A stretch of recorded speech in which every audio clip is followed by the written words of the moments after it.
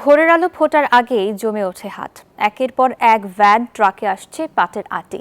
কৃষক ব্যাপারীদের হাঁক ডাকে মুখর কালামপুর হাট। প্রতি মন পাট বিক্রি হচ্ছে ৩,৮০০ থেকে ৪,৫০০ টাকায়।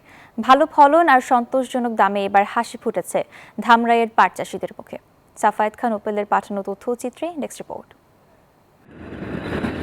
মাঠ জুড়ে সোনালী পাট, কোথাও চলছে পাট কাটা, কোথাও জাগ দেয়া, আবার কোথাও আশ ছাড়িয়ে রোদে শুকানো। সব শেষ, স্বপ্নের সোনালী ফসল বাজারে বিক্রি। সব মিলিয়ে ব্যস্ত সময় পার করছেন কৃষক। চাষিরা বলছেন এবছর পাটের ভালো ফলন হয়েছে, ভালো মানের আঁশ আর সন্তোষজনক দামে খুশি তারা। জায়গায় পাট বুনছিলাম, আগের বছর থেকে ভালো, সামনে বার আল্লাহ দিলে আরো বেশি করে বুনবো। আলহামদুলিল্লাহ ফলন ভালোই পেয়েছি। তবে চাষিদের অভিযোগ, উৎপাদন খরচের সঙ্গে পাল্লা দিয়ে বাড়ছে শ্রমিক, সার ও পরিবহন ব্যয়। তাই পাটের ন্যায্য মূল্য নিশ্চিতের দাবি তাদের।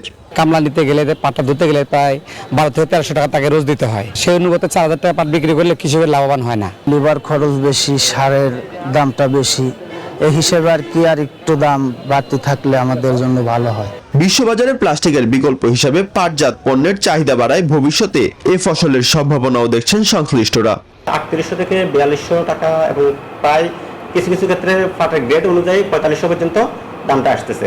তো এই ক্ষেত্রে যদি সরকার একটা দাম নির্ধারণ করে দেয় তাহলে চাষিরা হয়তো আরো চাষাবাদে আগ্রহ বাড়বে। কৃষি বিভাগের তথ্য মতে চলতি মৌসুমে ধামরাই উপজেলায় ২৩৩ হেক্টর জমিতে পাটের আবাদ হয়েছে।